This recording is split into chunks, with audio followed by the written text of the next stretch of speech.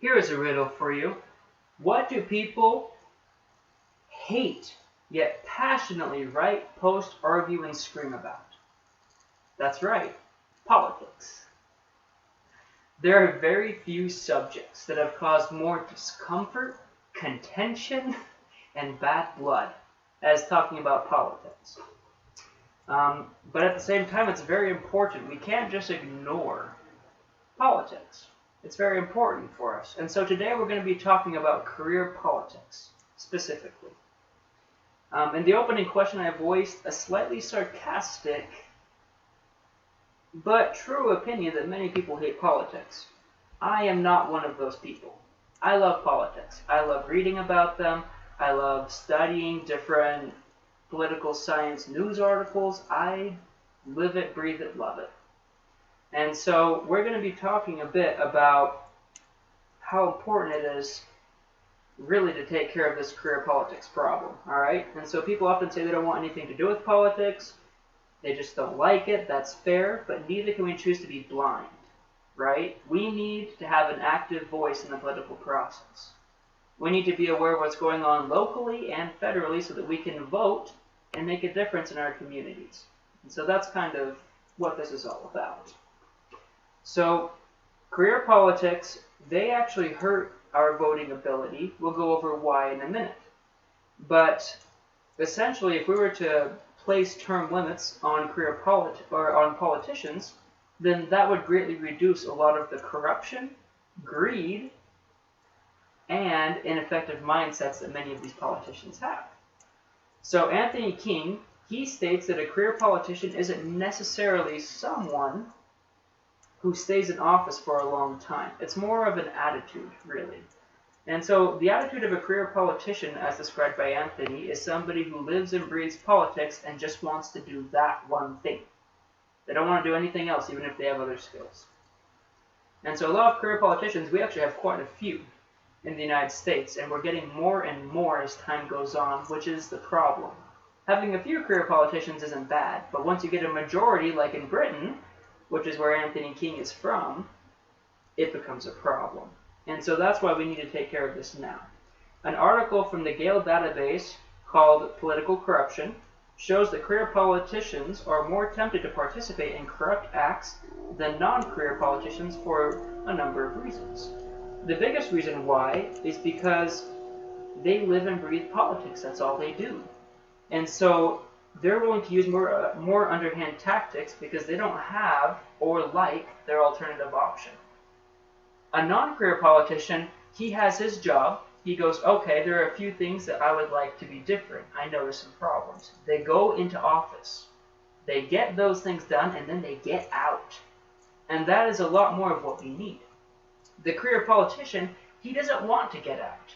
He wants to stay as long as he possibly can, and that gives him more incentives to try and get the elections to be more in his favor, to badmouth other people, to accept bribes, to do things for people so that he can stay in office. There's this air of desperation, this need. And so that's why career politics introduce more corruption. Term limits will fix that, which is wonderful, because term limits, they won't fix everything, right? They can't get rid of all corruption, greed, and other things of that nature, but they can at least limit that kind of greed that comes from specifically career politicians. In addition to having more corrupt political motives, career politicians also showcase more greed. And so the greed of career politicians, it's usually greater than non-career politicians. And this is part of the greatest, or rather the largest reason why they are more corrupt. Okay? And so non-career politicians, they don't have to worry about money as much because they had a job and they're going to go back to that job. They're not sticking around in politics for 30, 40, 50 years. And so they don't really care a whole lot about making a little less because they're there for a specific reason, to get some stuff done. A career politician, on the other hand, politicians often don't make as much as they could in the private sector. And so that's the problem. They're going, well, I could make more money in the private sector, but I don't want to. I like what I'm doing here. And so what that does is it eventually erodes on them, and eventually they're willing to do things they wouldn't otherwise do. Jay Cost actually wrote a story about a Democratic ex-congressman named Luis Gutierrez. And this really shows us what career politics lead to. Luis Gutierrez, he was very fortunate. He was Hispanic, and he lived in an area that was 70% Hispanic. And the Hispanics loved him. He was great with them. And so he won all of his elections for 24 years by over 70%. Like, he never had any issues. He was very lucky as a politician.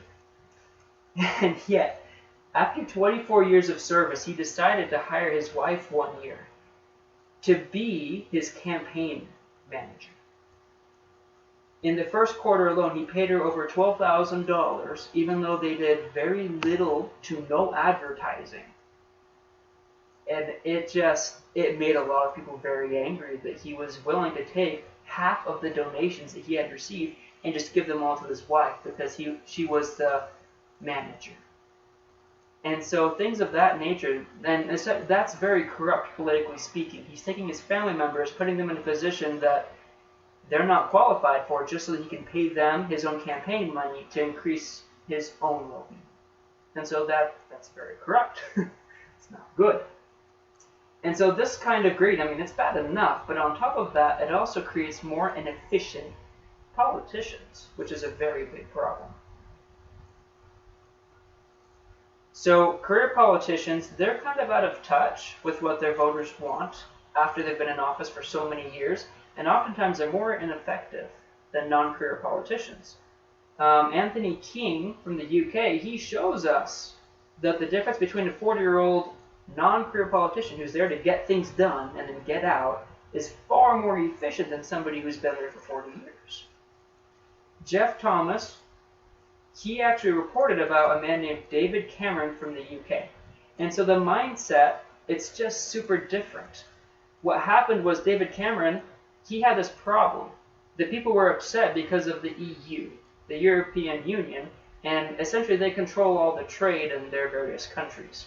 And the UK was upset because they were getting the raw end of the stick. They were getting a really bad deal. And so they came and they're pretty unhappy about it. And so David's like, you know what? I'll go talk to them. He comes back to the people and says, great news. How about we take a little 7-year break and only do a couple of things that hurt us, and then after the 7 years, we go back to how things were. And the people, obviously, in our mindset, were like, why would we do that? That's horrible. But to David, he's like, that's a great compromise. And so he was so out of touch with his voters that actually lost him his job. He was voted out after over 30 years of service because he was so out of touch with his crowd. And so that's kind of the reason why we don't want that kind of stuff.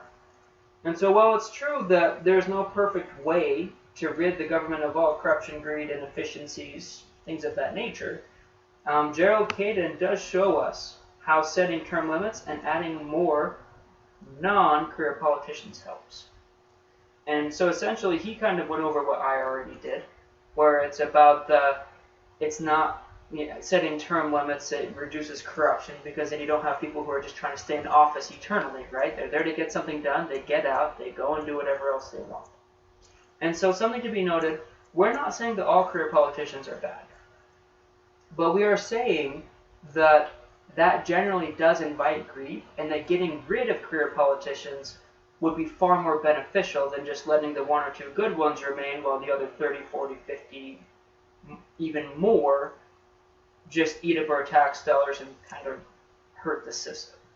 And so that's why it's important to be dealing with these things. And so in conclusion, we should end career politics by voting for officials and representatives that are willing to introduce term limits. Focus on that. Also, we should call on local leaders to enact term limits in our communities. Obviously, like we said, not all career politicians are bad, but there's so much bad that comes from it that it isn't worth it. We should just really get rid of it. And so corruption, greed, and inefficiencies disassociated mentalities hurt us voters. Thank you.